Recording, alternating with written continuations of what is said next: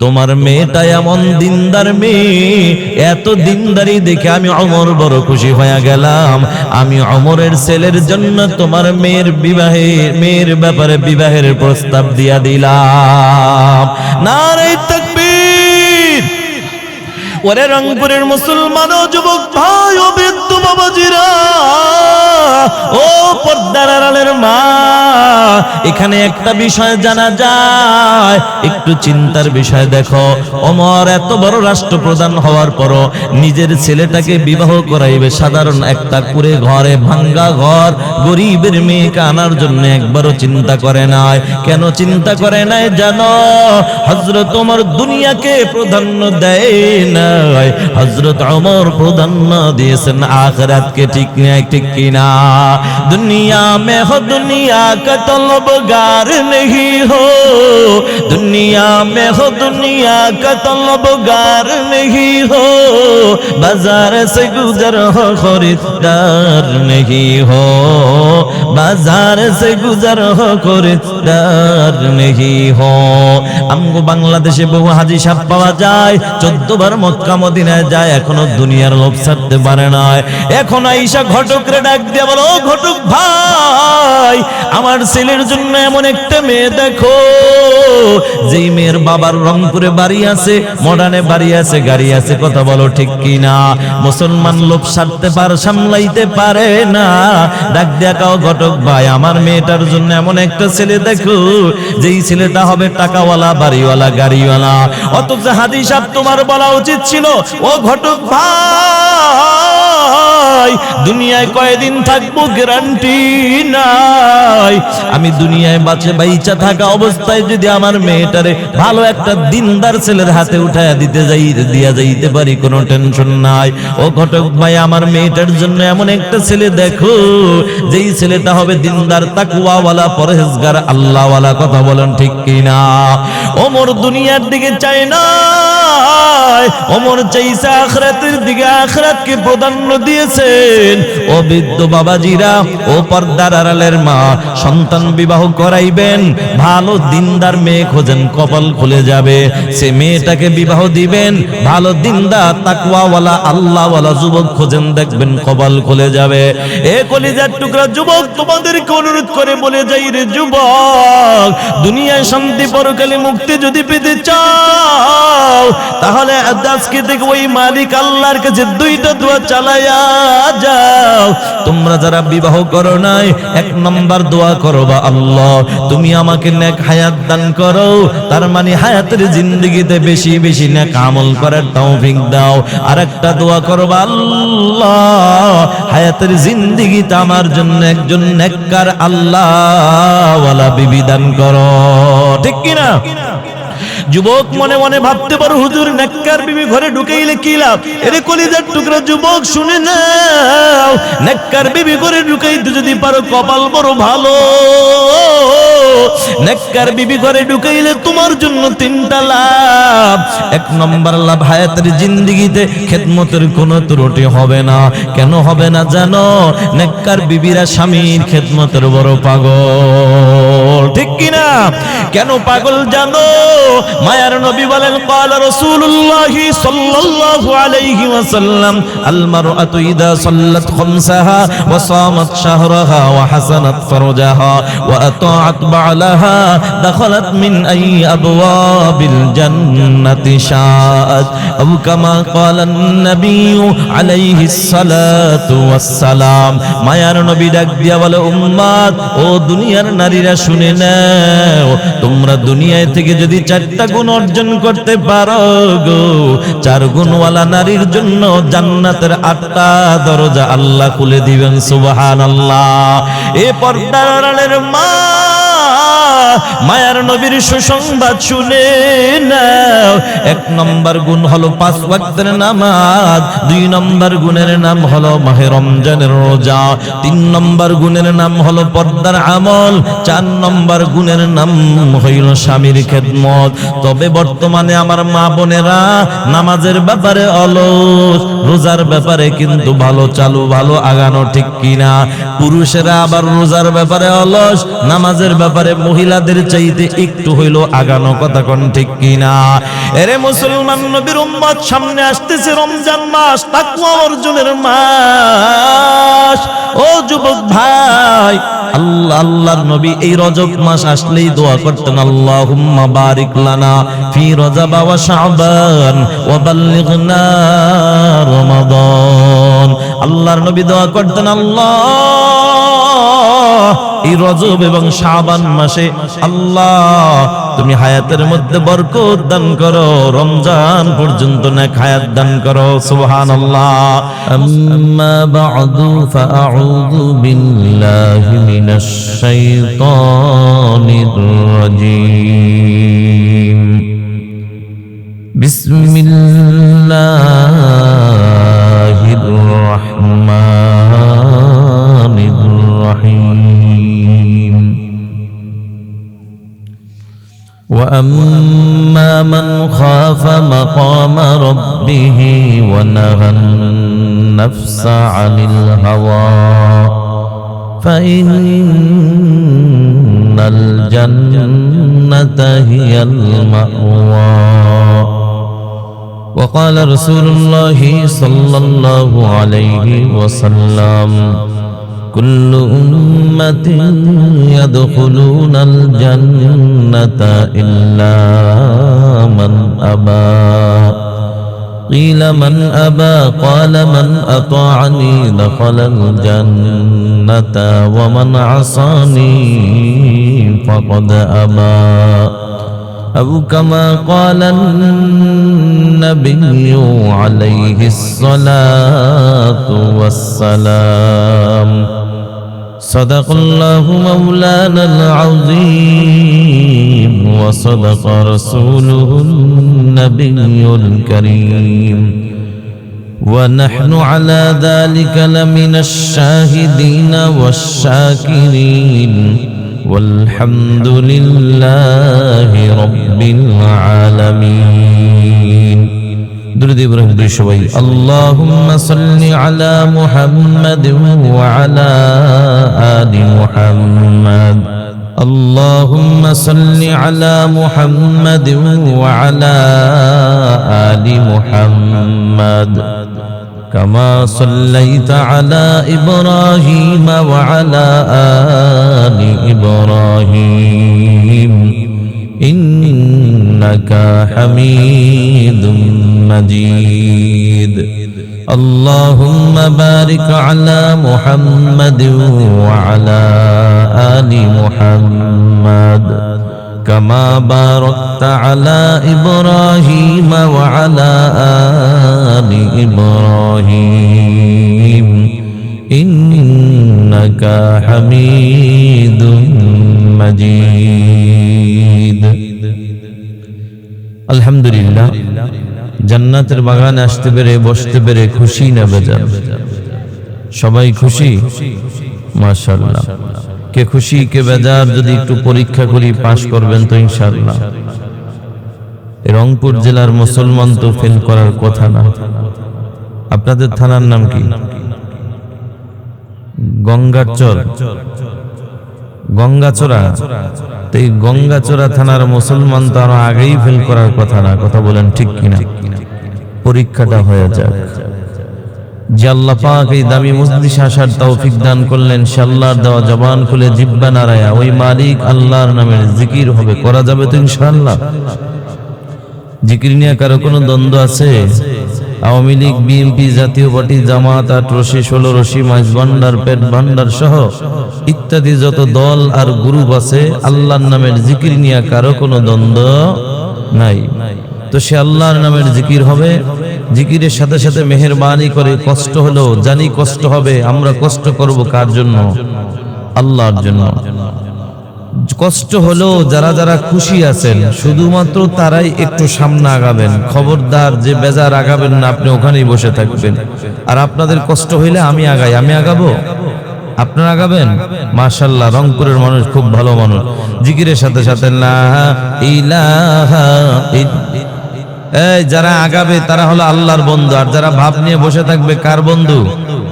শয়তানের। জিকিরের সাথে সাথে লা ইলাহা ইল্লাল্লাহ, লা ইলাহা, লা ইলাহা ইল্লাল্লাহ, লা ইলাহা।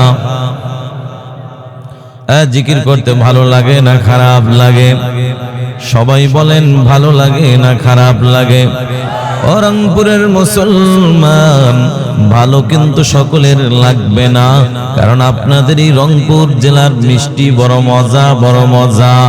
বয়ানের পরে মোহাব্বত করিয়া কেউ যদি একটা মিষ্টি খাওয়াইয়া দেন, আগামীকালকের মাহফিলে যাইয়া যদি আমি আপনাদের এই ভালো এই মিষ্টির মজা নিয়েই যদি আমি বয়ান শুরু করে দেই, ও গতকাল রংপুর গিয়েছিলাম, মিষ্টি খেয়েছিলাম, মিষ্টি বড় মজা, এটাই যদি আমার আলোচ্য বিষয় থাকে, আল্লাহর কসম সারা রাত বয়ান করা সম্ভব। আপনাদের রংপুরের মিষ্টির মজা তাদেরকে বোঝানো সম্ভব হবে না, ঠিক কিনা? কেন সম্ভব হবে না? একটাই কারণ, মিষ্টি মজা, তবে এটা বয়ানের দ্বারা বোঝানো যাবে না। মিষ্টির মজা যদি বুঝাইতে চাও, একটা মিষ্টি নিয়ে আল্লাহর বান্দার মুখে তুলে দাও, আল্লাহর কসম বয়ান লাগবে না। বিনা বয়ানেই মিষ্টির মজা অনুভব হয়ে যাবে, ঠিক কিনা? এজন্য মোহাব্বতের সাথে একটু জিকির করি লা ইলাহা। মিষ্টি মুখে না দিলে যেমন মিষ্টির মজা অনুভব করা যায় না, ঠিক যে বান্দা আল্লাহর নামের জিকির করে না, ওই বান্দাকে জিকিরের মজাও কোনোদিন বোঝানো যাবে না, ঠিক কিনা? মোহাব্বতের সাথে লা ইলাহা ইল্লাল্লাহ, লা ইলাহা।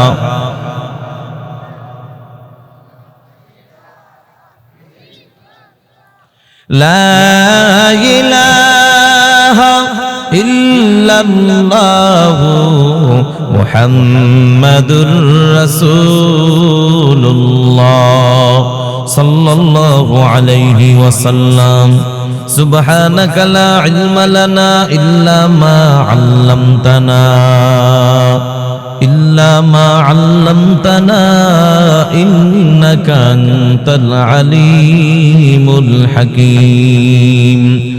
রব্বি ইশরাহ লি সাদরি ওয়া ইয়াসসির লি আমরি ওয়াহলুল উকদাতাম মিন লিসানি, ওয়াহলুল উকদাতাম মিন লিসানি ইয়াফকাহু কওলি।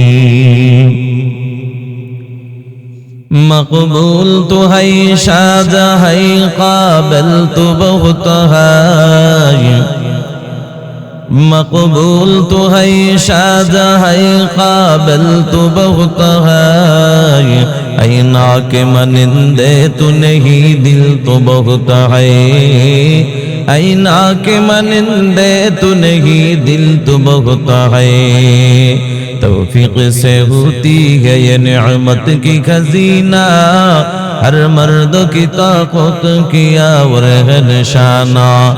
ऐ बंदे खुदा चाहो गारम की मुलाकात, ऐ बंदे खुदा चाहो गारम की मुलाकात, जल्दी से अब बैठे सुन हजरत की नसीहत, जल्दी से अब बैठे सुन हजरत की नसीहत। अल्हम्दुलिल्लाह। এই ভাই কোনো কথা চলবে না, কথা শুধু আমারটা হবে। তোমরা বলবা কথা, আমি বলবো? আচ্ছা, তোমরা যেই বলবে মাইকে বলতে হবে, মাইক ছাড়া কোনো কথা চলবে না। যদি কথা বলো মাইক দিব, কথা বলবা? মাশাআল্লাহ, ছেলেরা খুব ভালো, আলহামদুলিল্লাহ। আবার কথা বলো। কথা তো বলা যাবে না, কেউ বললে তাকে নিষেধ করা যাবে না। কথা বললে একদম নিয়ে যাবো বরিশাল। কোথায়? বরিশাল। আলহামদুলিল্লাহ, শাহপাড়া বাইতুল আমান জামে মসজিদের উদ্যোগে আয়োজিত ঐতিহাসিক তাফসীরুল কোরআন মাহফিল, উপস্থিত আজকের মাহফিলের মুহতারাম সম্মানিত সভাপতি শাহ সুফি সৈয়দ রুহুল মাহমুদ ওজায়ের পীর সাহেব পাকুরিয়া দরবার শরীফ, সহসভাপতি জনাব মোহাম্মদ জয়নাল আবেদিন শাহ সহ উপস্থিত প্রধান অতিথি ব্যারিস্টার মোহাম্মদ মঞ্জুম আলী ভাই সহ উপস্থিত আমার ওস্তাদ সমতুল্লাহ হযরত উলামা ইকরাম, বৃদ্ধ বাবাজিরা, কলিজার টুকরা যুবক ভাইয়েরা, পর্দার আড়ালে অবস্থানরত সম্মানিত মা ও বোনেরা, মহান আল্লাহ রাব্বুল আলামিনের দরবারে কালিমাতুশ শুকর আদায় করছি যে মহান রব্বুল আলামিন হায়াতের জিন্দেগির এই মূল্যবান সময় থেকে কিছু সময় ব্যয় করে পবিত্র কোরআন ও হাদিসের আলোচনা শুনবার জন্য বেহেশতের বাগান, জান্নাতের বাগান, উলামা ইকরামদের মজলিস, সবচেয়ে দামি মজলিস, আওয়াজ দিয়ে বলুন ঠিক না বেঠিক? কেমন দামি মজলিস! এই দামি মজলিসে যে আসবে, যে বসবে, সেই দামি হয়ে যাবে, সুবহানাল্লাহ। কিন্তু দামি মজলিসে সকলেই আসতে পারে না, আসলেও আবার তাকায় দেখবেন সকলেই বসতে পারে না, বসলেও আবার তাকায় দেখবেন আখিরি মুনাজাত পর্যন্ত সকলেই থাকতে পারে না। আমি জানতে চাই আপনাদের এলাকায় মুসলমানের সংখ্যা কি? এই না আরো কিছু আছে? কত? আরো 10-12 জন হবে নাকি? তার চাইতো বেশি। কত বেশি হুজুর? অনেক বেশি, অনেক বেশি। যদি আবার প্রশ্ন করি, ভাই সবাই তো চলে আসছে, জবাব হবে না, হুজুর এখনো অনেক বাকি, অনেক বাকি। কি বুঝলেন বাবা? টাকা থাকলেই সোনার মক্কা মদিনায় যাওয়া যায় না, শক্তি থাকলেই আল্লাহর ঘর মসজিদে যাওয়া যায় না। ঠিক কোরআনের মাহফিলের পাশে ঘর থাকা সত্ত্বেও কোরআনের মাহফিল আসা যায় না। এটা মালিকের পক্ষ থেকে কবুল হওয়ার ব্যাপার। আমরা যারা আসলাম, বসলাম, আমাদেরকে আসার বসার তৌফিক দান করলেন কি? মন খারাপ নাকি আপনাদের? রাগ করছেন? জবানটা দান করলেন কে?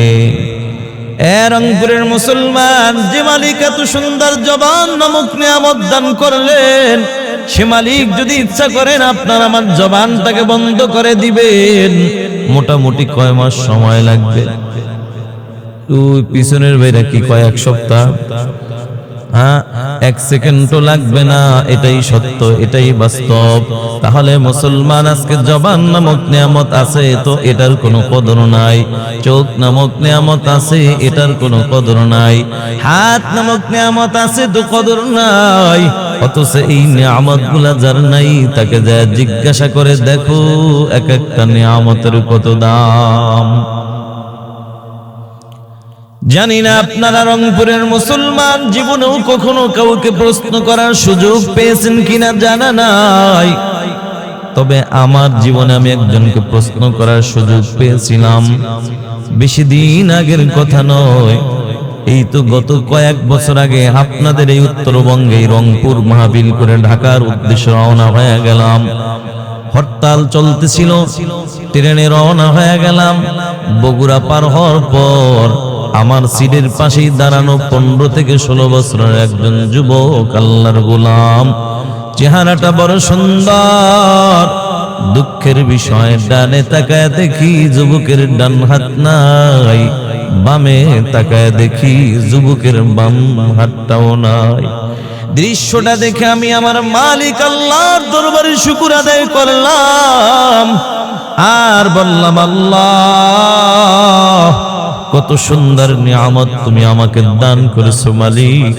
ইচ্ছা করলে পারতা তুমি আমাকেও যুবকের মতো বানাইতে। কথা বলেন ঠিক কিনা? এখন তো বাবা আমার ভিতরে প্রশ্ন জাগে, আল্লাহ এ রংপুরের মুসলমান যুবক ভাই, বৃদ্ধ বাবাজিরা, এই যে আমার হাতের দিকে তাকায় দেখো একটা ঘড়ি দেখা যায়, এই ঘড়িটা পরার জন্য কিন্তু আর একটা হাতের প্রয়োজন হয়, চশমাটা পরলাম দেখি হাতের প্রয়োজন হয়। চিন্তা করলাম মালিক, খানা খাইতে যাই সেখানেও দেখি হাতের প্রয়োজন হয়, বাথরুমে যাই সেখানেও দেখি হাতের প্রয়োজন হয়। কিন্তু মালিক তাকায় দেখলাম তোমার এই বান্দার ডানে তাকায় দেখি ডান হাত নাই, বামে তাকায় দেখি বাম হাতটাও নাই। আল্লাহ, আমার ভিতরে প্রশ্ন জাগে, মালিক তোমার এই বান্দা কিভাবে খানা খায়, কিভাবে বাথরুমে যায়, কিভাবে জামা কাপড় পরে?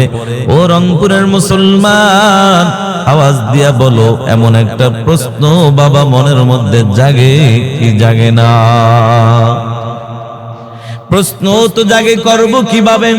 হঠাৎ করে আমার সফর সঙ্গে উঠাইয়া যুবক আল্লাহর গোলামকে পাশে বসাইয়া এইবার প্রশ্ন করলাম, যুবক ভাই, ডানে তাকাইলাম দেখলাম ডান হাত নাই, বামে তাকাইলাম দেখলাম বাম হাতটাও নাই, বলো যুবক এটা কি জন্ম থেকে না দুনিয়াতে আসার পরের ঘটনা?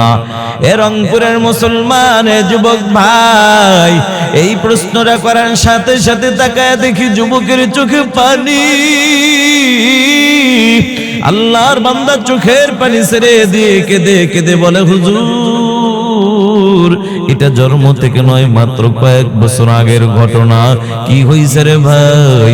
হুজুর বন্ধুদের আড্ডায় পরে মসজিদের ছাদে উঠেছিলাম, কাজ চলতেছিল, রডের সাথে বিদ্যুতের সংযোগ ছিল, এটা আমার জানা ছিল না। অজানা সত্ত্বে আমি হাতটা লাগায়া দিলাম, মারাত্মক অ্যাক্সিডেন্ট হয়ে গেলাম। হুজুর আমার মা আমাকে নিয়ে বড় চিন্তায় পড়ে যায়। মা একটা দৌড় মাইরা ওই ডাক্তারের কাছে হাজির। ডাক্তারের কাছে যাইয়া বলে, ও ডাক্তার, আমার ছেলেটা মারাত্মক অ্যাক্সিডেন্ট হয়ে গেছে, মনে হয় আর বাঁচবে না, চলো আমার বাড়িতে চলো। হুজুর ডাক্তার আমার বাড়িতে আসার পরে আমাকে পরীক্ষা করে করে এবার ডাক্তার ডাক দিয়া বলে, রে যুবক আল্লাহর গোলাম, জীবনটা যদি বাঁচাইতে চাও দুটি হাতের একটি হাতও রাখা যাবে না। আমি বললাম, যুবক তখন তুমি কি জবাব দিয়েছো? কথাটা বলার পরে আবার তাকায় দেখি যুবকের চোখে পানি। আল্লাহর বান্দা কেঁদে কেঁদে বলে, হুজুর ওই মুহূর্তে আমি আকাশের দিকে তাকায়া তাকায়া একটা ডাক দিলাম, আল্লাহ। ও রংপুরের মুসলমান, ও যুবক ভাই, মায়া লাগায় একটা ডাক দাও না, আল্লাহ। হয় না যুবক, জীবনের শেষ ডাক মনে করে একবার বলো না আল্লাহ। ও যুবক, একটু মায়া লাগায়া মালিকের নামটা বলো না আল্লাহ। এর যুবক, কেন বারবার বলতে বলি জানো? সামনে আসতেছে ইলেকশন, কত যুবক ভাই পাওয়া যায় 500 টাকার লোভে যায় নেতার স্লোগান দেয়, অমুক নেতার চরিত্র ফুলের মতো পবিত্র, অথচ খবর নিয়ে দেখা যায় নামাজ পড়ে না এক ওয়াক্ত। কথা ঠিক না বেঠিক? এই যে মিথ্যা স্লোগান দিয়া পাইলা তুমি 500 টাকা, তাও আবার তোমার এই 500 টাকার নোটটা এলাকার কোন পাতি নেতার হাতে যদি পড়ে যায়, দেখবা ওখান থেকে 300 টাকা আবার গায়েব হয়ে যায়। কথা ঠিক না বেঠিক? এই 300 টাকা বা 200 টাকা হাতে পাওয়ার পরেও বড় খুশি। আল্লাহ ডাক দিয়া বলে, রে গোলাম, ওই জবানটা দান করেছিলাম আমি আল্লাহ। আমি আল্লাহর দেওয়া জবানটা খুলিয়া মাঝে মাঝে যদি আমি আল্লাহকে আল্লাহ আল্লাহ বলে যদি ডাকো, আমি আল্লাহর কুদরতি অন্তর ঠান্ডা হয়ে যায়। রে বান্দা, আমি আল্লাহর কুদরতি অন্তর যদি ঠান্ডা করে দিতে পারো, আমি আল্লাহ তোর নেতার মতো টাকা দিয়া বিদায় করব না। আমি আল্লাহ চা দিয়া মিষ্টি দিয়া বিদায় করব না। আমি আল্লাহ কি দিয়া বিদায় করব জানো? আমি আল্লাহ খুশি হইয়া তোর নামটা জাহান্নাম থেকে কাটিয়া তোর নামটা জান্নাতের খাতায় উঠাইয়া দিব। ও কলিজার টুকরা যুবক, ও বৃদ্ধ বাবাজিরা, আবার আমার মালিকরে একটা ডাক দাও না আল্লাহ।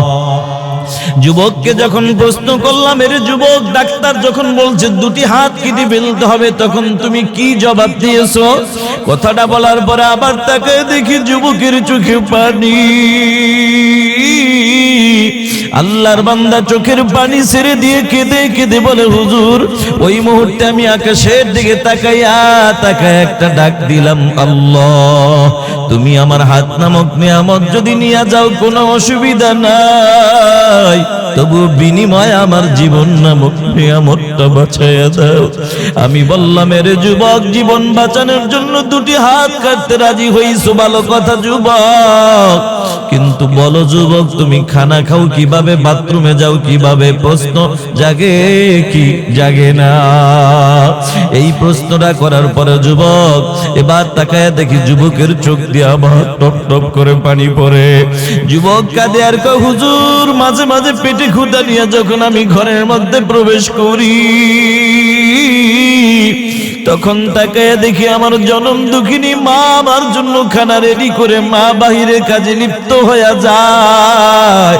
তখন পেটে ক্ষুধা নিয়ে একবার আমি খানার দিকে তাকাই, আর একবার আমার মায়ের চেহারার দিকে আমি তাকাই, আর আকাশের দিকে তাকায়া তাকায়া বলি, আল্লাহ,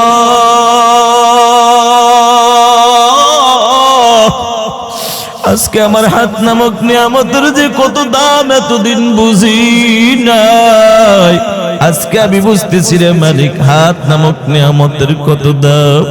যদি আমার হাত নামক নিয়ামত থাকতো, পেটে ক্ষুধা নিয়ে মায়ের চেহারার দিকে তাকায় তাকা লাগতো না। কথা বলো ঠিক না বেঠিক?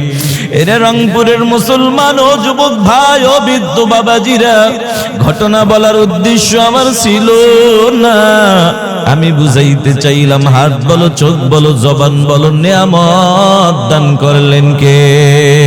সে আল্লাহর দেওয়া জবানটা খুলিয়ে আল্লাহকে ডাকতে ভালো লাগে না খারাপ লাগে? যদি ভালো লাগে মুসলমান, আর একবার আওয়াজ দিয়া বলো, এই দামি মজলিস আসার তৌফিক দান করলেন কে? সে আল্লাহর দরবারে কালিমাতুশ শুকর আদায় করে সবাই বলি আলহামদুলিল্লাহ। তা কিয়ামত গর্বগুয়াম জি কালাম সদ কিয়ামত বগজরু দিনা तमाम শুকর নিয়ামত নিয়ামত তাফজু কুনাদ কুফর নিয়ামত আজ কফত বিরু কুনাদ। নিয়ামতের শুকর আদায় করলে খুশি হন কে? এজন্য আরেকবার বলি আলহামদুলিল্লাহ। আমি ওয়াজ শুরু করার আগে জানতে চাই, আপনাদের কি ওয়াজ শোনার মতো রুচি আছে, মনোযোগ আছে? ঘুম আসতেছে? রংপুরের মানুষ তো এত তাড়াতাড়ি ঘুমায় না, তারপরও টেস্ট করে। এই সবাই কি সজাগ? এই সবাই সজাগ? দেখি তো ঘুমাইছেন কে কে, হাত জাগান। ওরে বাবা, রংপুরের মুসলমানের এত পাওয়ার, ঘুমের মাঝে হাত জায়গায় বসে থাকে। অসুবিধা নাই, অসুবিধা নাই। ও রংপুরের মুসলমান, আপনার বাড়ি রংপুর জেলায়, আমার বাড়ি বরিশাল জেলায়। একবার আর দুইবার নয়, শতবার হাত জাগায় যদি বলেন, ও বরিশালের হুজুর ঘুমাইছি, কসম আল্লাহর বিশ্বাস হবে না। কারণ আমরা বরিশালের মানুষ ভালো করে জানি, ঘুমন্ত মানুষ কখনো হাত জাগাইতে পারে না। ঠিক কিনা? জিতা দিলাম। এবার ঘুমন্ত ব্যক্তিরা আর হাত জাগাবেন না, সুযোগ নাই। সজাগ আছেন যারা, এবার একটু হাত জাগাইতে হবে। তবে শুধু হাত জাগাইলে হবে না, হাত জাগানোর সাথে সাথে একটা তাকবীর আওয়াজ দিতে হবে। এমন একটি আওয়াজ এই ময়দান থেকে এই মুহূর্তে চাই, আশেপাশে যদি ইসলামের দুশমন, টুপিওয়ালার দুশমন, কোরআনের দুশমন, মাহফিলের দুশমন যদি থাকে, ভেগে যেতে যেন বাধ্য হয়। মুসলমান কোন বন্ধু যদি ঘুমন্ত থাকে, লাফ দিয়ে যেন ময়দানে আসতে বাধ্য হয়, এমন একটি আওয়াজ দেওয়া যাবে? হালকা একটু, হালকা রুবিলটা একটা কাশি দেন। Ready ready? এবার দেখি তো সজাগ আছেন কে কে? নারে তাকবীর, নারে তাকবীর। আল কোরআনের আলো। এই একটা কথা এখানে না বললেই নয়। ও রংপুরের মুসলমান, ঘরে শুধু বহুত জ্বালাইছি, জ্বালায় দেখছি কাজ হয় না। কথা কোন ঠিক কিনা? আজ থেকে মুসলমান প্রতিজ্ঞা করতে হবে, বাংলার জমিনে যদি শান্তি আবার ফিরে পেতে চাও, একটাই প্রতিজ্ঞা, সেটা হলো আল কোরআনের আলো। আজ থেকে প্রতিজ্ঞা, ঘরে বাইরে এমনকি সংসদ পর্যন্ত কোরআনের আলো জ্বালাইতে হবে। কথা বলো ঠিক কিনা? কারা কারা একমত? নারে তাকবীর। আল্লাহ কবুল করুন, আমিন। আমি কিন্তু গরম বক্তা না, কোনো টেনশন নাই, আমি নরম বক্তা। এই এখন নরম বয়ান শুরু হবে, তার আগে ইমানের দাবিতে কিছু কথা বলতে হয়। এটা শুধু এই কোরআনের আলো সংসদ পর্যন্ত জালো, এই কথাটা শুধু আমার আর আপনার না, আওয়ামী লীগ, বিএনপি, জাতীয় পার্টি, জামাত, হেফাজত, যত দল আছে সবার ইমানের দাবি। কথা বলেন ঠিক কিনা? টুপিওয়ালারাই ক্ষমতা যেতে হবে এমন কোন কথা না। যান, টুপি ছাড়াই যান, টুপি লাগলে আমি দিব, যাওয়ার পরে টুপিওয়ালা হয়ে যান, টুপি আমি দিব। কথা কোন ঠিক কিনা?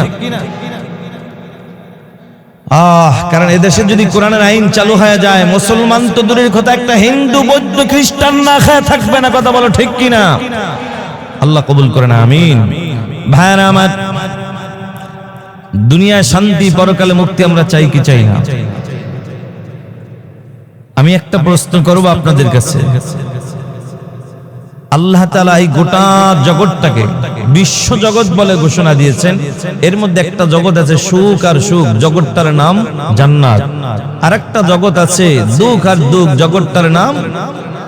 আর একটা জগৎ আছে সুখও আছে দুঃখও আছে, জগতের নাম दुनिया में हो दुनिया का तलबगार नहीं हो, बाजार से गुजर हो खरीदार नहीं हो, बाजार से गुजर हो खरीदार नहीं हो। দুনিয়া সুখও আছে দুঃখও আছে, তবে আমরা দুনিয়ায় এই সুখ শান্তি এটা কিন্তু স্থায়ী না, দুঃখটাও স্থায়ী না, তবে পরকালের সুখ স্থায়ী। ওই পরকালের স্থায়ী সুখ জান্নাত আমরা কারা কারা চাই? নারায়ে তাকবীর। এবার হাত নামানো যুবক ভাই, এখানে এমন আল্লাহর বান্দা হাত জাগাইছে যারা আজকে ফজরের নামাজ পড়ে নাই, জোহর পড়ে নাই, আসর পড়ে নাই, মাগরিব পড়ে নাই, ইশা পড়ে নাই, আগামী কালকেও পড়ার নিয়ত এখনো করতে পারে নাই, সেও হাত জাগাইছে হুজুর জান্নাতে যাব। এরে যুবক ভাই, জান্নাত তো মামু বাড়ির আবদার না, মামার কাছে যে আবদার করলাম আর পায়া গেলাম না, না, জান্নাত আল্লাহ কাদেরকে দিবেন? ও রংপুরের মুসলমান, এত বড় বিশাল জান্নাত যদি পেতে চাও, জান্নাতে যাওয়ার জন্য কিছু করণীয় আছে না নাই? জান্নাত আল্লাহ কাদেরকে দিবেন? সূরা নাজিয়ার আমার তেলাওয়াতকৃত আয়াতের মধ্যে আল্লাহ জানায় দেয়। সূরা নাজিয়া থেকে আয়াতে কারিমা তেলাওয়াত করেছি, আল্লাহ তাআলা জানায় দেয় কাদেরকে আল্লাহ জান্নাত দিবেন। আল্লাহ বলেন, ওয়া আম্মা মান খাফা মাকামা রাব্বিহি ওয়া নাহান নাফসা আনিল হাওয়া ফাইন্নাল জান্নাতা হিয়াল মাওয়া।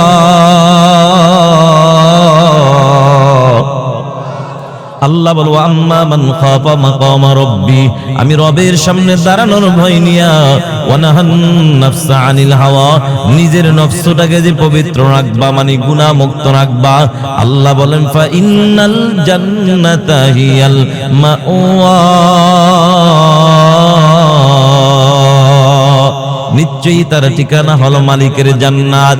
এ কলিজার টুকরা যুবক, ও বৃদ্ধ বাবাজিরা, আল্লাহ কত বড় বিশাল জান্নাত দিবে জানো? জিবরাইল আমিন একদিন আল্লাহকে ডাক দিয়া বলে, আল্লাহ তুমি মুমিনদের সাথে ওয়াদা করেছো জান্নাত, কত বড় জান্নাত, আমি জিবরাইল আমি একটু ঘুরা ঘুরা দেখবার চাই। কন্যা সুবহানাল্লাহ। আল্লাহ ডাক দিয়া কও, জিবরাইল এত বড় জান্নাত ঘুরা দেখার ক্ষমতা তোমার নাই। জিবরাইল আমিন ডাক দিয়া বলে, আল্লাহ আমার ক্ষমতা নাই, তবে তুমি একটু অনুমতি দাও, আমি একটু চেষ্টা করে দেখি। জিবরাইল আমিনকে আল্লাহ অনুমতি দিলেন, যাও যাও, আমার মুমিন বান্দার সাথে ওয়াদা করে যে জান্নাত দেখবা, যাও অনুমতি দিলাম। আল্লাহ কেমন জিবরাইলকে অনুমতি দিয়েছে? রংপুরের মুসলমান, তোমার আমার নবী জনাবে মুহাম্মদুর রাসূলুল্লাহ সাল্লাল্লাহু আলাইহি ওয়াসাল্লাম একদিন জিবরাইল আমিনকে ডাক দিয়ে বলে, ও ভাই জিবরাইল, তোমার আসল রূপ আকৃতি আমি নবী একটু দেখবার চাই। জিবরাইল আমিন ডাক দিয়ে বলে, নবী আমার আসল আকৃতি যদি দেখতে চান তাহলে আপনি আকাশের দিকে একবার তাকান। আল্লাহর নবী আকাশের দিকে তাকায়। জিবরাইল আমিন বলে, ও নবী আমার, আপনি কি কিছু দেখবার পাইছেন? বলে, হা হা। বলে, আকাশের দিকে তাকাইয়া দেখলাম পুরা আকাশটাই সামিয়ানার মতো হয়ে গেছে। নারে তাকবীর। এবার জিবরাইল আমিন ডাক দিয়ে বলে, ও পয়গম্বর, আকাশের দিকে তাকাইয়া যে সামিয়ানা দেখবার পাইলেন, ওই সামিয়ানা দুনিয়ার কোন সাধারণ এই সামিয়ানা নয়, ওটা হলো আমার আল্লাহ আমাকে একটা নয় দুইটা নয় 600 পাখা দান করেছেন। একটা পাখা মাত্র আমি জিবরাইল আকাশের উপর আমি বিছায়া দিলাম, পুরা আকাশটা সামিয়ানার মতো হয়ে গেছে। সুবহানাল্লাহ।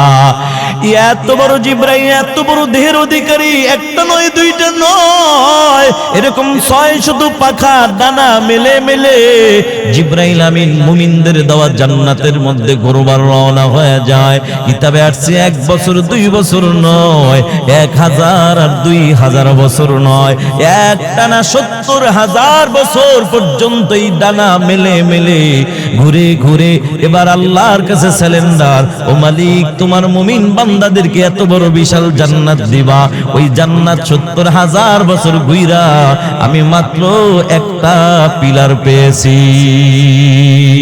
নারে তাকবীর। এত বড় বিশাল জান্নাত কি এমনি তুমি আবদার করে পাইবা? এরে মুসলমান, তুমি কি দেখো না এই রংপুর এলাকার মধ্যে তুমি মডার্নে যাও অথবা এই যে পাগলা পীরে যাও, দেখবা সুন্দর সুন্দর বিল্ডিং দেখা যায়। এই বিল্ডিংটা দেখে দেখে তোমার যদি মন চায় এমন একটা বিল্ডিং আমি বানাবো, বড় বললেই কি বানানো হয়ে যায়? না না না না, এমন একটা বিল্ডিং বানাইতে গেলে তোমার কয়েকটা বছর অপেক্ষা করা লাগবে, নিজের ইনকাম থেকে আস্তে আস্তে টাকা ব্যাংকে জমা করা লাগবে, এরপরও টাকা হবে না, ধার করা লাগবে, আবার কেউ বা কিস্তি উঠায়, কেউ বা ঋণ করে। কথা কোন ঠিক কিনা? সামান্য ছোট্ট একটা ঘর যদি বানানোর জন্য এত কষ্ট করা লাগে, ওরে মুমিন এত বড় বিশাল জান্নাত পাওয়ার জন্য কি কিছু করা লাগবে না? কারণ আল্লাহ সবচেয়ে ছোট মুমিনকে যেই ছোট জান্নাতটা দিবেন, ওই জান্নাতটাও হবে দুনিয়ার 10 দুনিয়ার সমান। সুবহানাল্লাহ। এত বড় জান্নাত এমনি পাওয়া যাবে না। আমার আল্লাহ বলছে, বান্দা ওই জান্নাত আমি কাদেরকে দিব? ওয়ানাহান নাফসা আনিল হাওয়া, নিজের নফসটাকে যে পবিত্র রাখবা, মানে গুনাহ মুক্ত রাখবা। আল্লাহ বলেন, ফা ইন্নাল জান্নাতা হিয়াল মাওয়া, নিশ্চয়ই তার ঠিকানা হলো মালিকের জান্নাত। এবার বন্ধুরা আমার ক্লিয়ার হয়ে গেলাম আল্লাহ কাকে জান্নাত দিবেন। ভালো একটা আত্মা নিয়া মালিকের সামনে যে হাজির হইবা, সেই পাইবা জান্নাত। তবে আত্মাটাকে পবিত্র বানানোর জন্য, ভালো বানানোর জন্য কি করণীয়, কি করা লাগবে? এ রংপুরের মুসলমান, আত্মাটাকে পবিত্র বানানোর জন্য 2টা মেডিসিন লাগবে। মেডিসিন কয়টা? জোরে বলো কয়টা? সবাই বলো কয়টা? 2টা। 1 নম্বর মেডিসিনের নাম হলো তাকওয়া। তাকওয়া মানে হলো আল্লাহর ভয়। তাকওয়া নামক মেডিসিন যদি কারো অন্তরে ঢুকে যায়, ওই বান্দাকে পিটা যাও, কেউ কোনোদিন গুনাহের কাজে নামাইতে পারবে না। 2 নম্বর মেডিসিনের নাম হলো আল্লাহর ভালোবাসা। আল্লাহর ভালোবাসা যদি কারো অন্তরে ঢুকে যায়, ওই বান্দাকে পিটা যাও, কেউ কোনোদিন নেক আমল থেকে দূরে সরাইতে পারবে না। ঠিক কি না? প্রথম নম্বর মেডিসিনের নাম হলো তাকওয়া। তাকওয়া নামক মেডিসিনের এত পাওয়ার, এত পাওয়ার। তাকওয়া নামক মেডিসিনের কেমন পাওয়ার জানো ও মুসলমান? নবীর একজন সাহাবী, মুসলিম জাহানের 2য় খলিফা হযরত ওমর ফারুক রাদিয়াল্লাহু তাআলা আনহুর জামানার ঘটনা। ওমর রাদিয়াল্লাহু তাআলা আনহু যখন খলিফাতুল মুসলিমিন ছিলেন, হযরত ওমর রাতের বেলা ঘুরে ঘুরে জনগণের খোঁজ খবর নেয়। এমন তো অবস্থায় গভীর রাত হঠাৎ করে একটা ঘরের কিনারে দাঁড়ায় কানের মধ্যে আওয়াজ, মা মেয়েকে ডাক দিয়া বলে, বেটি রে, দুধ তো দহন করা, দুধ কি দহন করা হয়েছে? মেয়েটা ডাক দিয়া বলে, মা দুধ তো দহন করা হয়েছে, তবে অন্য দিনের তুলনায় আজকে একটু কম হয়ে গেছে। মা মেয়েকে ডাক দিয়া বলে, বেটি টেনশন নাই, পানি মিশায়া দিলেই তো দুধটা বেড়ে যায়। মেয়েটার ভিতরে কেমন তাকওয়া! ও পর্দার আড়ালের মা, ও যুবক ভাই, ও বৃদ্ধ বাবাজিরা, আজকের এই কোরআনের মাহফিল অত্যন্ত বড় একটা নিয়ামত রে মা। তোমরা যারা এই প্যান্ডেলে আইসা বসছো, মোবাইলটারে বন্ধ করিয়া, মোবাইল চালু ডাটা বন্ধ করিয়া আজকে কোরআনের বয়ানের জন্য বসে যাও। বলা যায় না হেদায়েতের মালিক আমার আল্লাহ। আল্লাহ কার বয়ান দ্বারা কখন কাকে হেদায়েত দিবেন কেউ জানে না, একজন জানেন কে? ও পর্দার আড়ালের মা, ওই মেয়েটার ভিতরে কেমন তাকওয়া! তাকওয়া নামক মেডিসিন যদি কার অন্তরে ঢুকে যায়, ওই বান্দাকে পিটাইয়াও কেউ গুনাহের কাজে নামাইতে পারে না। এটার প্রমাণ দেখো। মেয়েটার ভিতরে কেমন তাকওয়া! মেয়েটা ডাক দেয়া কয়, মা আমি পানি মিশাইতে পারবো না। সুবহানাল্লাহ। মা ডাক দিয়া বলে, বেটি কেন পারবা না? মেয়েটা ডাক দিয়া বলে, মা হযরত ওমর নিষেধ করেছে এই জন্য পারবো না। এবার মা ডাক দিয়া করে, বেটি তুই কি বোকা নাকি? ওমর কি এখন তাকায় আছে নাকি? মেয়েটার ভিতরে কেমন তাকওয়া! মেয়েটা ডাক দিয়া বলে, মা গো হযরত ওমর যদিও দেখে না, ওমরের আল্লাহ কিন্তু দেখে। নারে তাকবীর! আল্লাহর ভয় কেমন দিলের মধ্যে ঢুকে গেছে। ও যুবক ভাই, ও বৃদ্ধ বাবাজিরা, এবার হযরত ওমরের কাছে কথাটা এত ভালো লেগেছে জানো। হযরত ওমর এবার সকালবেলা আবার ওই বাড়িতে হাজির হইয়া ডাক দিয়া বলো, আল্লাহর বান্দি, রাতের বেলা তোমাদের ঘরে কি আওয়াজ, কি কথা হইছে সব আমি ওমরের কানে চলে আসছে। মহিলা ভয় পায়া কাঁপতেছে, না জানি অবস্থা মনে হয় খারাপ। ওমর ডাক দিয়া কয়, কোনো ভয় নাই, কোনো টেনশন নাই, তোমার মেয়েটা এমন দিনদার মেয়ে, এত দিনদারি দেখে আমি ওমর বড় খুশি হয়ে গেলাম। আমি ওমরের ছেলের জন্য তোমার মেয়ের ব্যাপারে বিবাহের প্রস্তাব দিয়া দিলাম। নারে তাকবীর! ওরে রংপুরের মুসলমান ও যুবক ভাই, ও বৃদ্ধ বাবাজিরা, ও পর্দার আড়ালের মা, এখানে একটা বিষয় জানা যায়, একটু চিন্তার বিষয়। দেখো, ওমর এত বড় রাষ্ট্রপ্রধান হওয়ার পরও নিজের ছেলেটাকে বিবাহ করাইবে সাধারণ একটা কুড়ে ঘরে, ভাঙ্গা ঘর, গরিবের মেয়েকে আনার জন্য একবারও চিন্তা করে নাই। কেন চিন্তা করে নাই জানো? হযরত ওমর দুনিয়াকে প্রাধান্য দেয় নাই, হযরত ওমর প্রাধান্য দিয়েছেন আখিরাতকে। ঠিক কিনা? दुनिया में हो दुनिया का तलबगार नहीं हो, दुनिया में हो दुनिया का तलबगार नहीं हो, बाजार से गुजर हो खरीदार नहीं हो, बाजार से गुजर हो खरीदार नहीं हो। আমগো বাংলাদেশে বহু হাজী সাহেব পাওয়া যায়, 14 বার মক্কা মদিনায় যায়, এখনো দুনিয়ার লোভ ছাড়তে পারে না।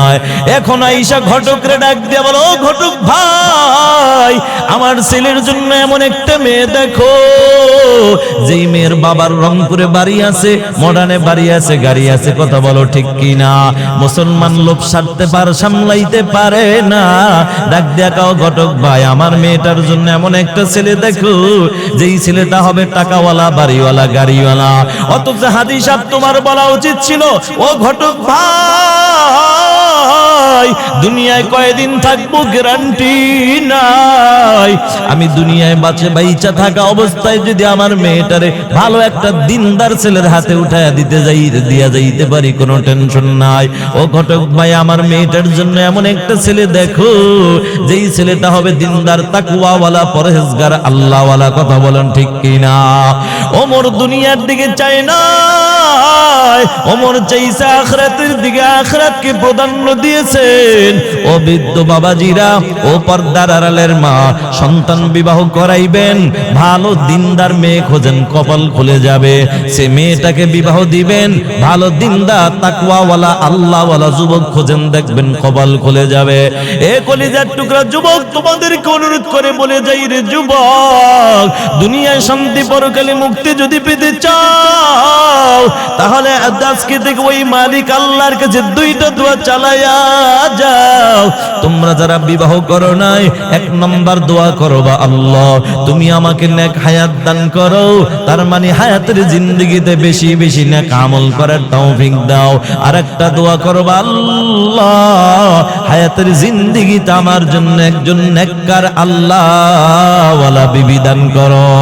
ঠিক কিনা? যুবক মনে মনে ভাবতে পারো, হুজুর নেককার বিবি ঘরে ঢুকাইলে কি লাভ? এরে কলিজার টুকরা যুবক শুনে নাও, নেককার বিবি ঘরে ঢুকাইতে যদি পারো কপাল বড় ভালো। নেককার বিবি ঘরে ঢুকাইলে তোমার জন্য তিনটা লাভ। এক নম্বর লাভ, হায়াতের জিন্দেগিতে খেদমতের কোনো ত্রুটি হবে না। কেন হবে না জানো? নেককার বিবিরা স্বামীর খেদমতের বড় পাগল। ঠিক কিনা? কেন পাগল জানো?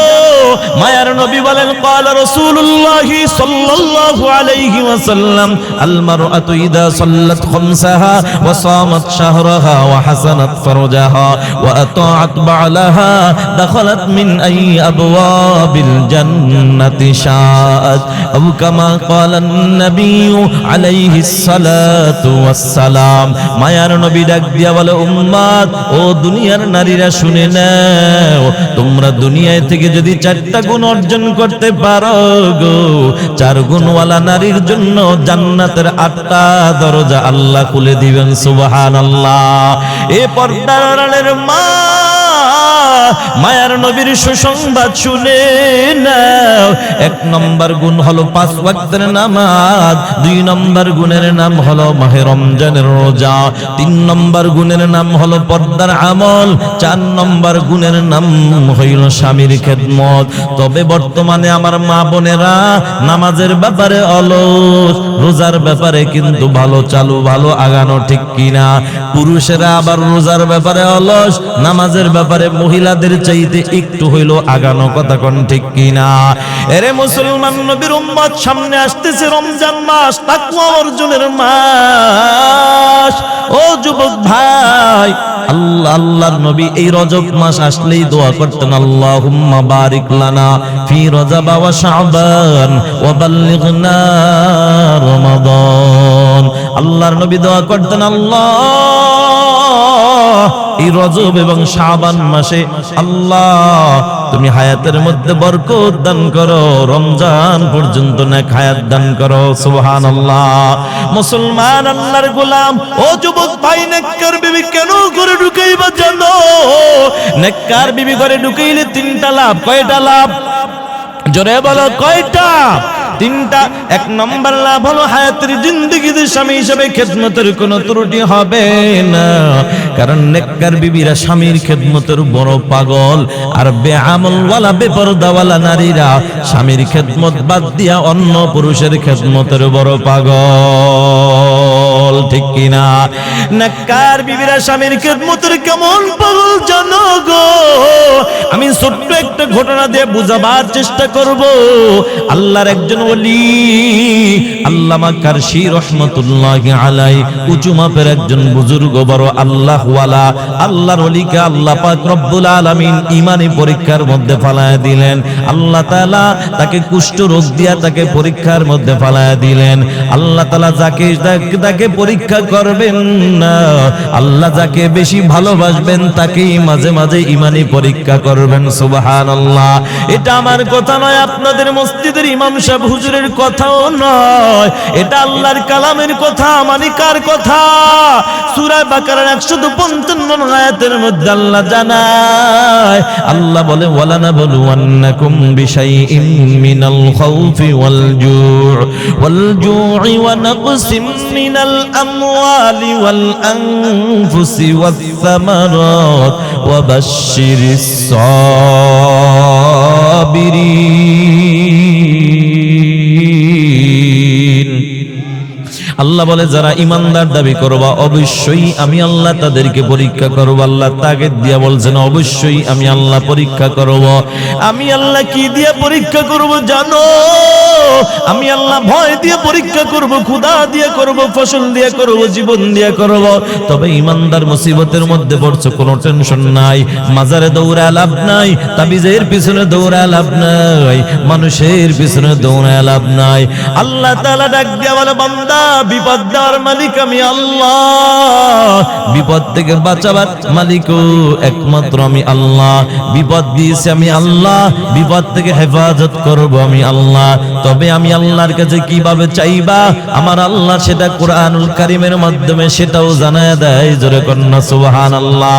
সূরা বাকারার 153 আয়াতের মধ্যে আল্লাহ জানায়, আল্লাহ বলে ইয়া আইয়ুহাল্লাযীনা আমানুস্তাঈনু বিস-সাবরি ওয়াস-সালাহ ইন্নাল্লাহা মা'আস-সাবিরিন।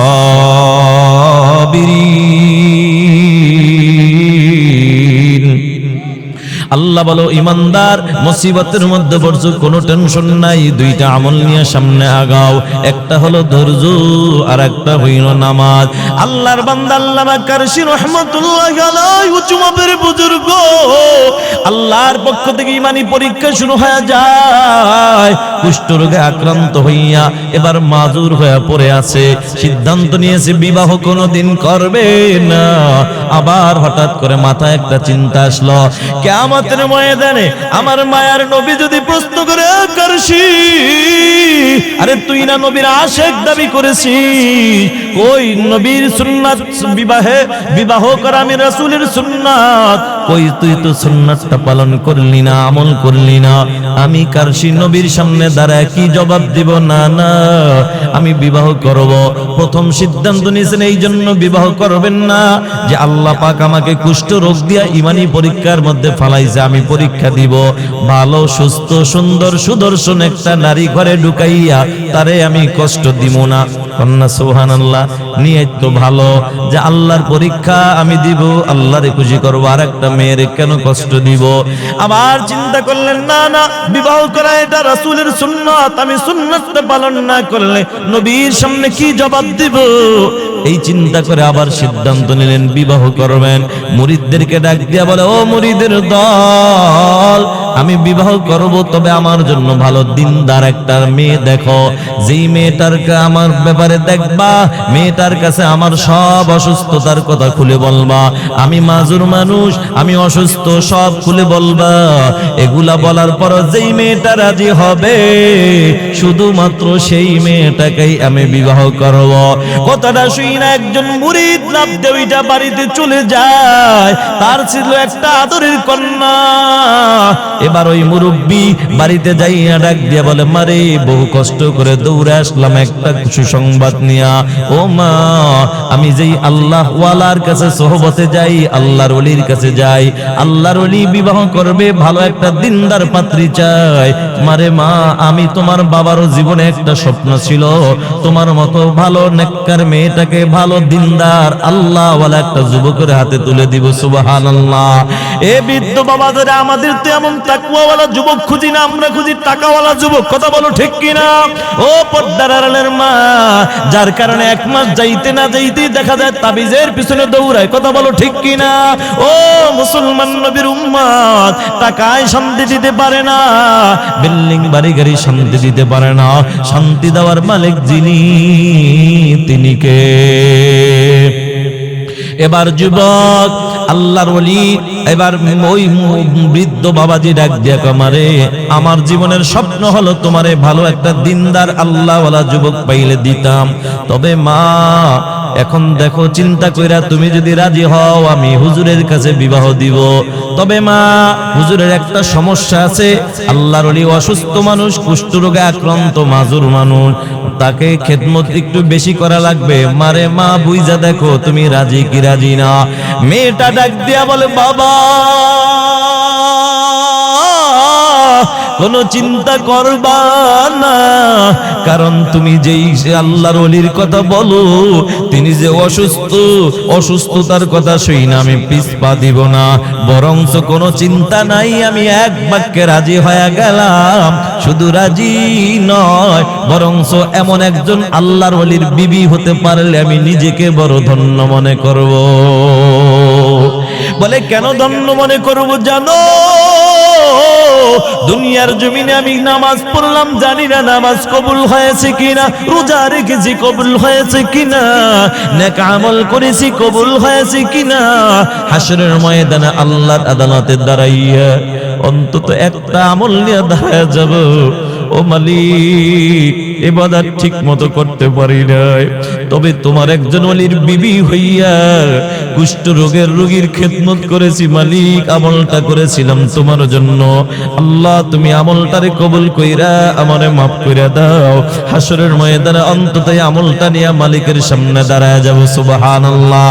এবার মুরব্বি আর দেরি করে না, একটা দৌড় মাইরা আল্লাহর ওলির কাছে হাজির যাইয়া ডাক দিয়া বলো, আল্লাহর ওলি আপনার জন্য পাত্রী রেডি হয়ে গেছে, দিনদার পাত্রী। বলে কে কে? বলে আমার একমাত্র আদরের কন্যা। এই বাবা আপনি কি আমার অসুস্থতার কথা তাকে খুলে বলছেন? বলে হ্যাঁ হ্যাঁ বলেছি। এরপরও কি রাজি? বলে হ্যাঁ, শুধু রাজি না, শুধু রাজি হইয়াই ক্ষান্ত নয়, আপনার মতন একজন বুজুর্গ আল্লাহওয়ালার বিবি হতে পারলে নিজেকে নাকি বড় ধন্য মনে করবে। সুবহানাল্লাহ।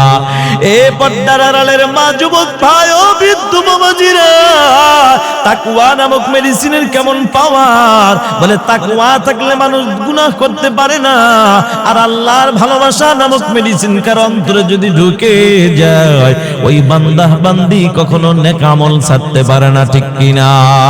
এবার আল্লাহর ওলি ডাক দেখা, ঠিক আছে, যেই মেয়েটা আমার অসুস্থতার কথা শোনার পরও রাজি হইছে, এই মেয়েটা সাধারণ কোনো মেয়ে হবে না, নিশ্চয়ই একজন আল্লাহওয়ালা মেয়ে হবে। আমি রাজি হয়ে গেলাম, বিবাহ পড়ায় দাও। এবার বিবাহ পড়ায় দেয়। বাসর ঘরে যখন যাবে, এমন সময় মেয়েটা ডাক দিয়া বলে, আল্লাহ এমন একজন আল্লাহওয়ালার বিবি হতে পারলাম, তোমার দরবারে শুকর আদায় করি। তবে তোমার কাছে একটা আবদার জানাই, এমন স্বামীর খেদমত যেন আমি পরিপূর্ণ হক আদায় করে করতে পারি, আল্লাহ সেই তৌফিক তুমি আমারে দিয়ে দিও। এদিকে মেয়েটা দোয়া করে স্বামীর খেদমতের জন্য যেন আল্লাহর কাছে তৌফিক চায়, এদিকে আবার স্বামী আল্লাহর কাছে দোয়া করে, মালিক যেই মেয়েটা আমার অসুস্থতার কথা শোনার পর বিবাহের প্রস্তাবে রাজি, এই মেয়েটা সাধারণ কোনো মেয়ে হবে না, এমন দিনদার আল্লাহওয়ালা মেয়েকে আমি একটা সারপ্রাইজ দিতে চাই। ও মালিক মেহেরবানি করে তুমি আমারে অসুস্থ বানাইছো, এই জন্য আমি কোনো তোমার উপর বেজার না। আমি জানি তুমি যারে বেশি ভালোবাসো, মাঝে মাঝে ইমানি পরীক্ষা করো, তবে আল্লাহ আমি তোমার ইমানি পরীক্ষা দেওয়ার জন্য সব সময় প্রস্তুত আছি আল্লাহ। তবে এই মেয়েটার জন্য আমি একটা সারপ্রাইজ দিতে চাই আল্লাহ, তোমার কাছে একটা ছোট্ট আবদার। আমি যখন আমার বিবির কাছে যাব, তখন তুমি আমার অসুস্থতার নিয়ামত দূর কইরা সুন্দর সুস্থতার নিয়ামত দিয়া সুন্দর সুদর্শন একজন যুবকে পরিণত করে দিও। সুবহানাল্লাহ। জানি এই মেয়েটা কোনো কষ্ট না পায়, কারণ দুনিয়ার জমিনে প্রতিটা মেয়ে চায় আমার বিবাহের প্রথম জীবনে যেন ভালো সুন্দর সুদর্শন একজন সুস্থ যুবক আমার জীবনে আসুক, এটা প্রতিটা মেয়ে চায়। এরপরে বিবাহের পরে যদি অসুস্থ হয় সেটা ভিন্ন হিসাব। এবার আল্লাহর ওলির দোয়া কবুল হয়ে যায়। সবচেয়ে মজার ব্যাপার, ও পর্দার আড়ালের মা, একটু খেয়াল করে দেখো, আল্লাহর ওলি যখন বাসর ঘরে ঢুকলো, পুরা সুস্থ মানুষ সালাম দিয়া ঘরে প্রবেশ করলো। এবার মেয়েটা একটা নজর স্বামীকে দেইকা সাথে সাথে নজরটা অন্যদিকে ঘুরায় ফেলায়, সাথে সাথে নজরটা অন্যদিকে ঘুরায় ফেলায়। এবার মেয়েটা যখন অন্যদিকে ঘুরায়, স্বামী ডাক দিয়া, কি ব্যাপার বিবি? বিবাহের পরে স্বামীর চেহারার দিকে না তাকাইয়া অন্যদিকে চেহারাটা ঘুরাইলা, বুঝলাম না। বিবি ডাক দিয়া কয়, কিসের স্বামী? কে আপনি? আমি চিনলাম না, কারণ আপনি তো আমার স্বামী হতে পারেন না, কারণ আমার স্বামী যিনি হবেন তিনি হবেন কুষ্ঠ রোগের রোগী। আরে তিনি তো হবেন অসুস্থ মাজুর মানুষ, আপনি তো সুন্দর সুদর্শন সুস্থ মানুষ, যুবক মানুষ।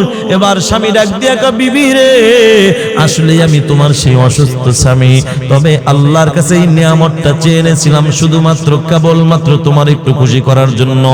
মা গো মা, তাকায় দেখো ও পর্দার আড়ালের মা, মেয়েটা কেমন দিনদারি মেয়ে, কেমন নেককার মেয়ে, দেখো মেয়েটার ভিতরে কেমন আল্লাহর ভালোবাসা।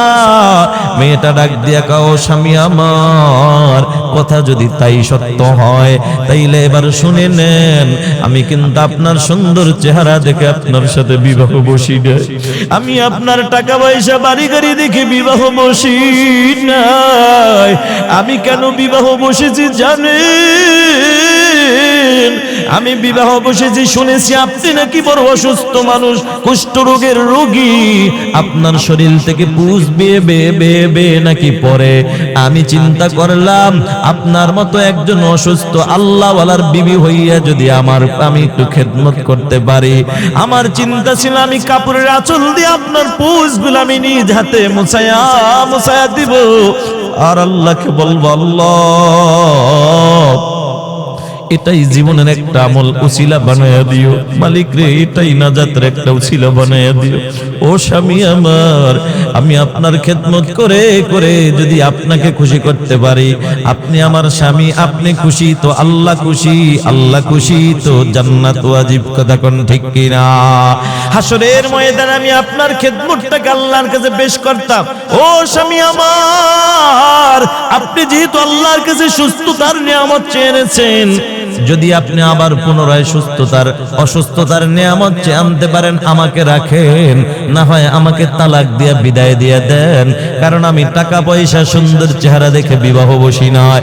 ও পর্দার আড়ালের মা, ও যুবক ভাই, ঘটনা বলার উদ্দেশ্য ছিল না, বুঝাইতে চাইলাম নেককার বিবিরা স্বামীর খেদমতের বড় পাগল, আর বেআমলওয়ালা বেপরদাওয়ালা নারীরা স্বামীরে বাদ দিয়া অন্য পুরুষের খেদমতের পাগল, ঠিক কিনা?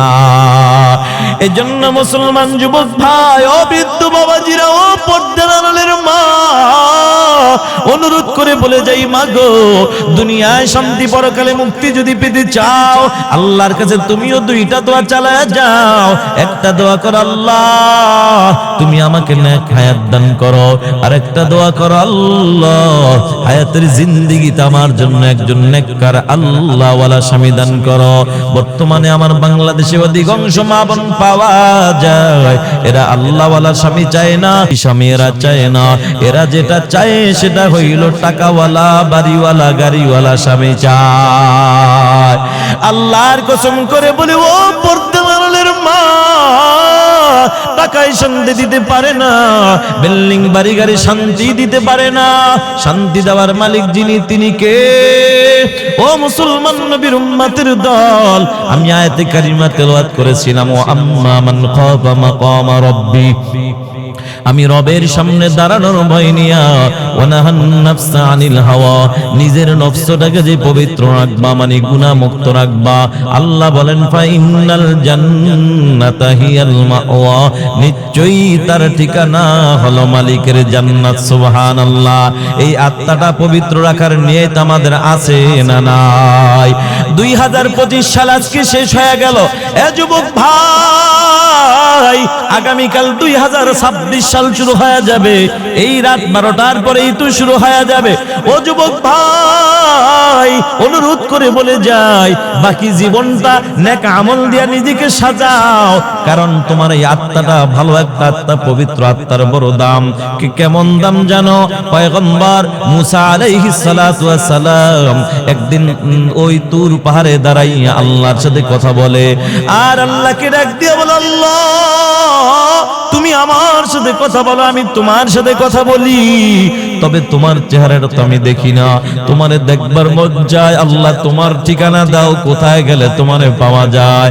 আল্লাহ ডাক দিয়া বলো, ও পয়গম্বর মুসা, আমাকে যেখানে সেখানে তুমি আমাকে যদি পাইতে চাও, একটা ঠিকানা দিয়া দিলাম, যাও যাও দুনিয়ার জমিনে ভালো মুমিনের ভালো একটা দিল খুঁজে বের করো, ভালো দিলওয়ালা মুমিনের দিলের মধ্যে আমি আল্লাহকে পাইবা। নারে তাকবীর। দিল ভালো থাকলে ওই দিলের মধ্যে থাকেন কে? আল্লাহর ওলি আশরাফ আলী থানভী রাহমাতুল্লাহি আলাইহি বলেন, হাকিম লুকমান আলাইহিস সালাতু ওয়াস সালাম তিনি আকাশ আসমানি 400 কিতাব গবেষণা করে করে মাত্র 4টা জিনিস পেলেন, যে দিল ভালো হওয়ার জন্য 4টা মহা ঔষধ পাইলেন। কন্যা সুবহানাল্লাহ। 4 জিনিস যার দিলের মধ্যে ঢুকে যায় ওই বান্দা ভালো দিলওয়ালা হয়ে যায়। এমন ভালো দিলওয়ালা বান্দা আল্লাহ তাআলার এত পছন্দ, হাসরের ময়দানে আল্লাহ বলবে, এই পবিত্র আত্মা আসো আসো, আমি আল্লাহ তৈরি জান্নাতে চলে যাও। সুবহানাল্লাহ। এ মুসলমান নবীর উম্মতের দল, এ যুবক ভাই, বৃদ্ধ বাবাজিরা, ও পদ্মার আড়ালের মা, এবার আল্লাহর ওলি যখন আল্লাহ পাক রব্বুল আলামিন এই দিলটা ভালো দিলের মধ্যে আল্লাহ থাকেন। হাকিম লুকমান আলাইহিস সালাতু ওয়াস সালাম বলেন, ও পৃথিবীর মানুষ, আমি আসমানি 400 কিতাব গবেষণা করে 4টা জিনিস মাত্র পাইলাম, যেই 4 জিনিস কোন মুমিন বান্দার অন্তরে যদি ঢুকে যায় ওই মুমিন বান্দাটা সাধারণ কোন বান্দা থাকে না, ভালো দিলওয়ালা আল্লাহর পছন্দনীয় দিলওয়ালা মানুষে পরিণত হয়ে যায়। সুবহানাল্লাহ। যেই দিলের মধ্যে আল্লাহ থাকেন, বলেন এই 4টা জিনিস আপনাদের কি জানার ইচ্ছা আছে নি? 1 নাম্বার হলো মুসলমান, এই 4 জিনিসের মধ্যে 2টা জিনিস হলো বেশি বেশি স্মরণ রাখা, 2টা জিনিস হলো বেশি বেশি ভুলে যাওয়া। স্মরণ রাখা 2টা আমল হলো, 1 নাম্বার হলো বেশি বেশি যিকরুল্লাহ, মানে আল্লাহর জিকির করা, আল্লাহকে স্মরণ করা। আল্লাহ বলেন, ফাযকুরুনি আযকুরুকুম ওয়াশকুরুলি ওয়ালা তাকফুরুন। আমি আল্লাহকে স্মরণ করো, আমি আল্লাহ তোমাকে স্মরণ করব। জিকিরের মাধ্যমে আল্লাহর স্মরণ করা। 2 নম্বর হলো বেশি বেশি মরণের কথা স্মরণ করা। এই সামনে আসতেছে 26 সাল, এই যে আর কয় মিনিট পরেই হয়ে যাবে। চিন্তা করো যুবক, সিদ্ধান্ত নাও বাকি জীবনটা আমি বেশি বেশি বেশি বেশি আত্মাটাকে পবিত্র করব। আত্মাটাকে পবিত্র করার জন্য কি করা লাগবে? বলে 2টা মেডিসিন লাগবে। একটা হলো তাকওয়া, 2 নম্বর হলো আল্লাহর ভালোবাসা। এ যুবক ভাই, বাকি জীবনটা কেমনে তুমি যদি এই ভালো আত্মাটাকে ভালো বানাইতে চাও, তাহলে হাকিম লুকমান আলাইহিস সালাতু ওয়াস সালাম বলেন, 2টা জিনিস বেশি বেশি স্মরণ করো। একটা হলো আল্লাহর নামের জিকির বেশি বেশি জিহ্বার মধ্যে জারি রাখো, মুখের মধ্যে এটা চালু রাখো। 2 নম্বর হলো বেশি বেশি করে মরণের কথা স্মরণ করা। নবীজি বলেন, ক্বালা রাসূলুল্লাহ সাল্লাল্লাহু আলাইহি ওয়াসাল্লাম, মুতু ক্বাবলা আন তামুতু ওয়া হাসিবু আনফুসাকুম ক্বাবলা আন তুহাসাবু। মুতু ক্বাবলা আন তামুতু, নবী বলেন মরার আগে মরো। মরার আগে মরার ব্যাখ্যা হযরত উলামায়ে কিরাম 2টা ব্যাখ্যা করেছেন। 1 নম্বর ব্যাখ্যা হলো, ও নবীর উম্মত, আল্লাহ নবী বলেন, উলামায়ে কিরাম বলেন মরার আগে মরার ব্যাখ্যা হলো 1 নম্বর ব্যাখ্যা, যে তোমার নফস যদি কখনো গুনাহ করবার মন চায়, এই নফসের এই চাহিদাটাকে মিটায় দাও, এটাকে মাটি দিয়ে ফেলো, এটাকে মেরে ফেলো। এটার নাম হলো মরার একটা ব্যাখ্যা। 2 নম্বর ব্যাখ্যা হলো মরণের কথা বেশি বেশি করে স্মরণ করা। কারণ যে ব্যক্তি মরণের কথা বারবার স্মরণ করবে, ওই বান্দা কোনোদিন গুনাহের কাজে জড়িত হতে পারবে না, ঠিক কিনা?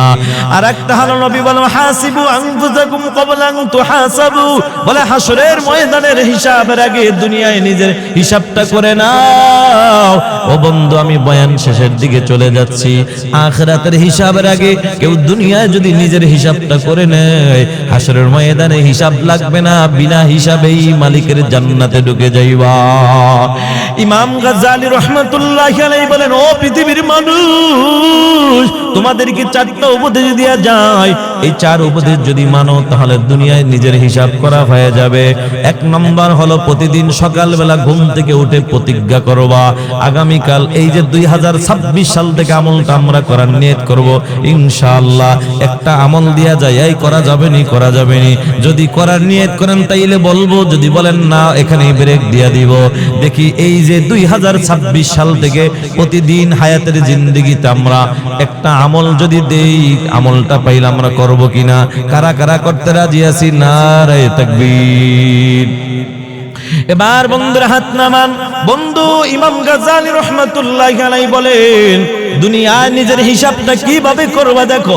সকালবেলা ঘুম থেকে উঠে বসে বসে প্রতিজ্ঞা করো, প্রতিজ্ঞা করা যে আমি আজকে এই যে ঘুম থেকে উঠলাম, ঘুমানোর আগ পর্যন্ত একটা গুনাহ করব না, একটা নেক আমলও ছাড়ব না, এক কথায় বান্দার হক নষ্ট করব না, আল্লাহর হক আমি নষ্ট করব না।